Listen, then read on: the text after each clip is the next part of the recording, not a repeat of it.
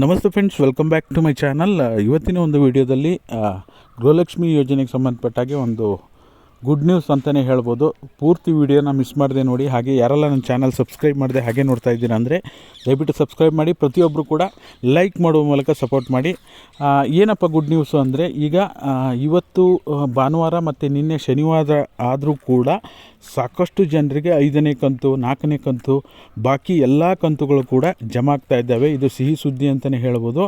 ಯಾರ್ಯಾರಿಗೆ ಬಾಕಿ ಕಂತುಗಳು ಜಮಾ ಆಗಿದೆ ಅಥವಾ 5ನೇ ಕಂತು 4ನೇ ಕಂತು ಬರೋದು ಬಾಕಿ ಇದೆ, ಖಂಡಿತವಾಗ್ಲೂ ಕೂಡ ನೀವು ಕಮೆಂಟ್ ಮಾಡುವ ಮೂಲಕ ತಿಳಿಸಿ ಅಂತ ಹೇಳಿ ರಿಕ್ವೆಸ್ಟ್ ಮಾಡ್ತಾಯಿದ್ದೀನಿ. ಅದರ ಜೊತೆಯಲ್ಲಿ ನಿಮಗೆ ಸದ್ಯಕ್ಕೆ ನೀವು 4ನೇ ಕಂತು 5ನೇ ಕಂತಿಗೆ ವೆಯ್ಟ್ ಮಾಡೋರು ಯಾವುದೇ ರೀತಿ ಆತಂಕ ಬೇಡ. ನೀವು ಅರ್ಜಿ ಸ್ಟೇಟಸ್ ಚೆಕ್ ಮಾಡೋದು ಬೇಡ.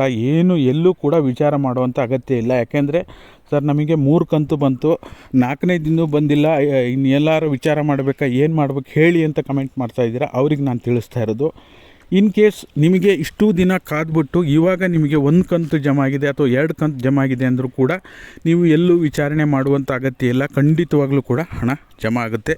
ನೀವು ಈಗ ಮೊದಲೇ ಅರ್ಜಿ ಹಾಕಿ ನಿಮಗೆ 1 ಕಂತು ಮಾತ್ರ ಸೆಪ್ಟೆಂಬರಲ್ಲಿ ಬಂದಿದೆ, ಅದರ ನಂತರ 1 ಕಂತು ಬಂದಿಲ್ಲ ಅಂದರೆ ಅಂಥವರು ಮಾತ್ರ ನೀವು ಅರ್ಜಿ ಸ್ಟೇಟಸನ್ನು ಇನ್ನೊಮ್ಮೆ ಚೆಕ್ ಮಾಡಿಸ್ಲೇಬೇಕಾಗುತ್ತೆ. ಯಾಕೆ ಅಂದರೆ ಕೆಲವೊಮ್ಮೆ ನಿಮಗೆ ಇನ್ಕಮ್ ಟ್ಯಾಕ್ಸು GST ಅಂತ ಕೆಲವೊಂದು ಟೆಕ್ನಿಕಲ್ ಎರರಿಂದ, ಓಕೆನಾ, ನಿಮ್ಮ ಪ್ರಾಬ್ಲಮ್ ಅಲ್ಲ ಅದು, ಕೆಲವೊಂದು ಟೆಕ್ನಿಕಲ್ ಎರರಿಂದ GST ಇನ್ಕಮ್ ಟ್ಯಾಕ್ಸ್ ಅಂತ ತೋರಿಸ್ತಾ ಇದೆ. ನಾವು ಯಾವುದೂ ಟ್ಯಾಕ್ಸ್ ಪೇ ಮಾಡ್ತಾ ಇಲ್ಲ ಸರ್, ಆದರೂ ಕೂಡ ನಮಗೆ GST ಅಂತ ಬಂದಿದೆ, ಇನ್ಕಮ್ ಟ್ಯಾಕ್ಸ್ ಫೈಲ್ ಮಾಡ್ತಾ ಇದ್ದಾರೆ ಅಂತ ಸ್ಟೇಟಸಲ್ಲಿ ತೋರಿಸ್ತಾ ಇದೆ ಅಂತ ಕಮೆಂಟ್ ಮಾಡ್ತಾ ಇದ್ದೀರಾ.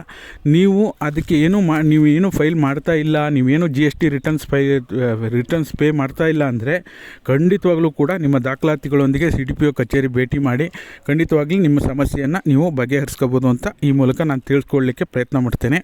ನಿಮಗೆ ಯಾವುದೇ ಕಂತು ಕೂಡ ಜಮಾ ಆಗಿಲ್ಲ ಅಂದರೂ ಅಥವಾ ಜಮಾ ಆದರೂ ಕಮೆಂಟ್ ಮಾಡೋ ಮೂಲಕ ತಿಳಿಸಿ.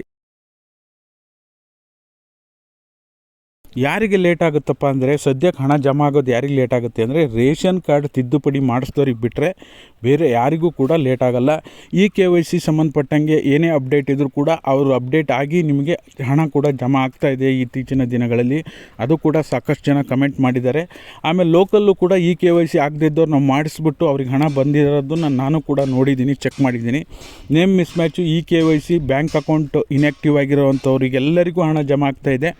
ಹಾಗಾಗಿ ಈಗ ಈ ರೇಷನ್ ಕಾರ್ಡ್ ತಿದ್ದುಪಡಿ ಮಾಡಿದವ್ರು ಮಾತ್ರ ಒಂದು 3-4 ತಿಂಗಳವರೆಗೂ ವೆಯ್ಟ್ ಮಾಡಬೇಕು. ಅದಾದ ನಂತರ ನಿಮಗೂ ಕೂಡ ಖಂಡಿತವಾಗ್ಲೂ ಹಣ ಜಮಾ ಆಗುತ್ತೆ. ಇದಕ್ಕೆ ಸಂಬಂಧಪಟ್ಟಂಗೆ ಬಿಟ್ಟರೆ ಇನ್ನು ಕೆಲವೊಬ್ಬೊಬ್ಬರಿಗೆ ಬಿಲ್ ರಿಜೆಕ್ಟೆಡ್ ಅಂತ ಬರ್ತಾಯಿದೆ.